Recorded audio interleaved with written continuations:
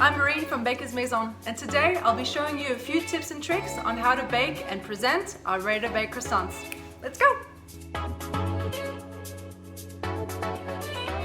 Today I'm using our large butter croissant. It weighs about 105 grams and we sell them by boxes of 72 units. I'm letting them defrost, which takes around 15 to 20 minutes.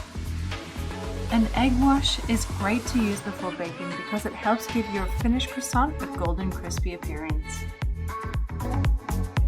Now place your croissants in a preheated oven at 180 to 200 degrees for about 15 to 17 minutes. I wish you could smell this. Our croissant turned out perfect. I still want to have some fun with it before presenting. I'm going to dip the top of my croissant in melted chocolate, add a few slivered almonds, a couple of fresh raspberries, and some golden sprinkles. And there you have it, my delicious looking croissant. We'd love to see how you use the ready-to-bake croissant, so make sure to tag us on social media at Bakers Maison, or if you like content like this, follow us for more.